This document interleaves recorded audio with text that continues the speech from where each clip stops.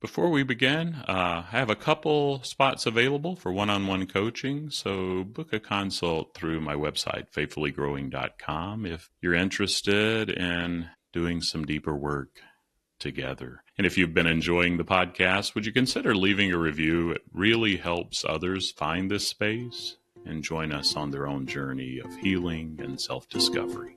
Thanks so much.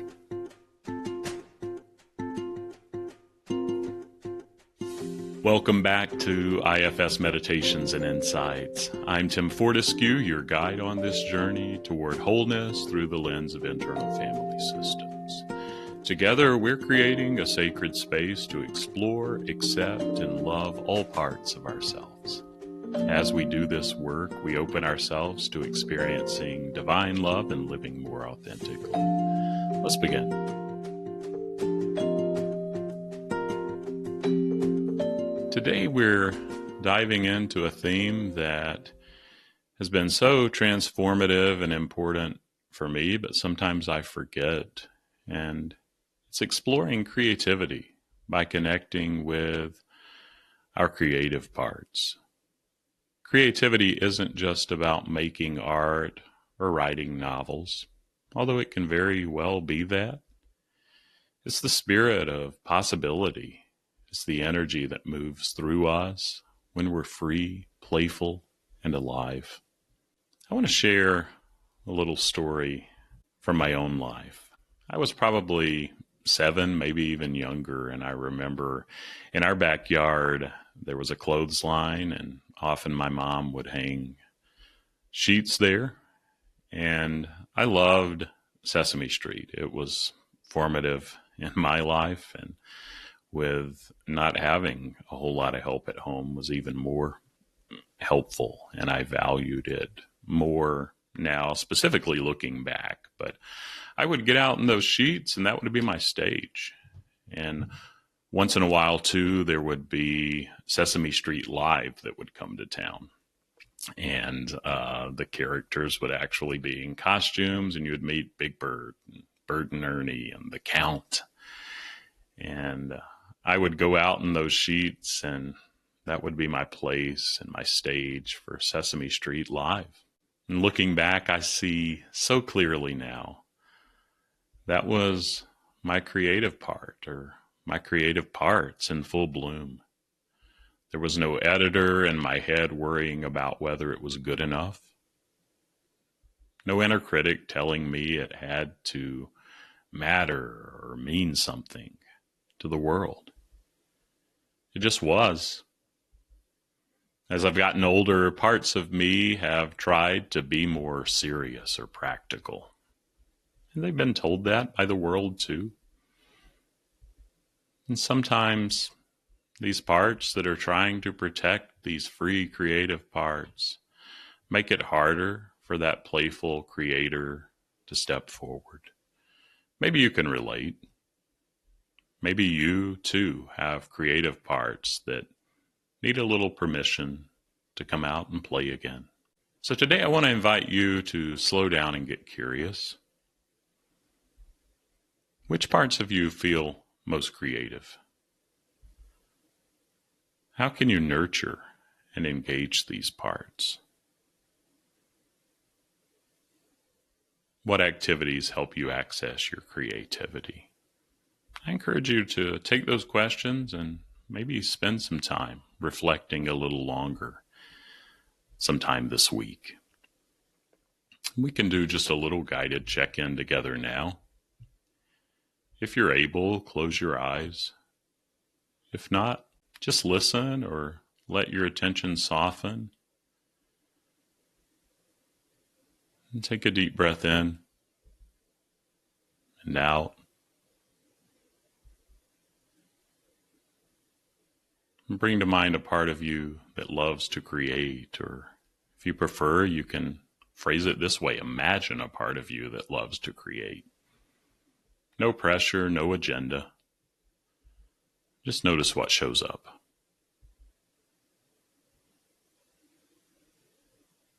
What do they look like?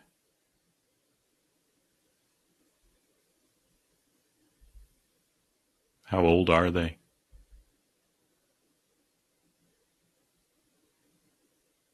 Are they carrying any burdens?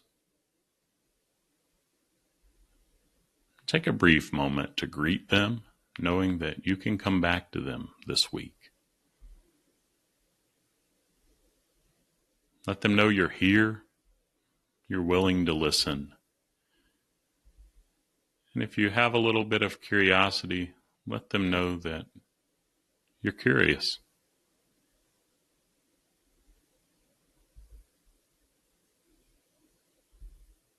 And sometime later today or this week, ask them, what do you want me to know? What do you need from me today? Just spend some time contracting with a time that you can come back and be with these parts.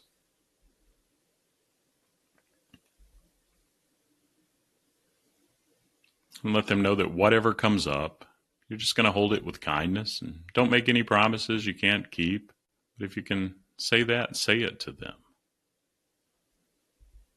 And there's no right or wrong way to do this. Trust your system, your intuition. One thing I've noticed is that creativity often shows up best when we give ourselves permission to be imperfect. When I work with clients who feel blocked creatively, it's usually not because they've lost their creativity. It's because parts of them are trying to protect them from feeling shame or judgment. Those parts may say things like, why bother if it won't be good enough? Or you're just wasting time. And those parts have good reasons for their fears. Maybe you'll notice them as you reflect. Keep them in mind too. Somewhere along the way, there may have been a moment when their creativity was criticized or dismissed. Likely there was. The protector parts took that to heart. It's hard to believe and trust again. They decided it was safer to stay small, to stay hidden. When we approach those parts with compassion, when we say thank you for trying to protect me, something often softens, space opens up.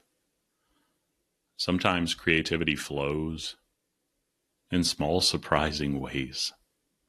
I've had clients who've thought that they didn't have any creative parts, but when they started experimenting with things like arranging flowers from the garden, just for fun, they've realized that they do have a deeply artistic part that had been waiting quietly for years. Creativity doesn't have to be loud. It doesn't have to produce anything. Sometimes it's just about being in relationship with beauty, curiosity, and possibility. This week, could you give your creative parts a small gift? It could be as simple as doodling on a napkin. Maybe your creative parts that are often younger are giving gifts to you. It works both ways, and often our parts bring us gifts because they make us whole and beloved, who we are at our core. Maybe it's singing in the shower, building something out of scrap wood, writing a poem that no one ever sees. The what doesn't matter as much as the how. The spirit of presence, curiosity, and care. When you nurture your creative parts, you're not just making something, you're healing. You're reconnecting to your spirit. I'll tell you, some of the most meaningful moments in my life lately have been when I allowed creativity to show up in unexpected places. And if I'm honest, my creative parts are being awakened more now, and maybe I need to spend more time painting again with my kids and playing, even though I may not have done some of this in a long time. I know that when I do this, at first, there are parts of me that feel embarrassed.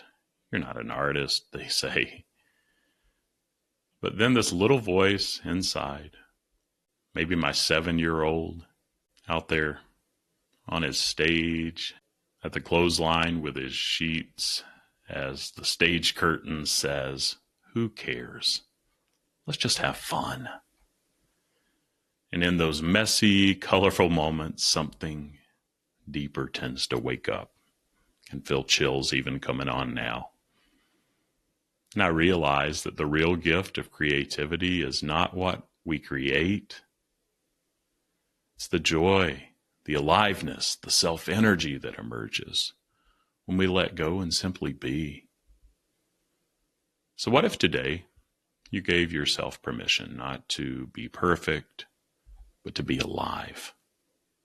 What if today you honored your creative parts, no matter how small or quiet they seem? You never know what beauty might emerge. Take this affirmation with you. Every small step I take is worth celebrating. I honor the effort, the courage, and the growth in each quiet win. Remember, celebrating your wins doesn't mean you're ignoring your struggles. It just means you're giving space to the full picture of your journey, both the challenges and the triumphs. And boy, I know I needed this reminder today. Maybe it was helpful for you too. But thanks so much for being here, for showing up. I hope this episode encourages you to pause and honor your creativity. And I'd love to hear your reflections, so feel free to reach out.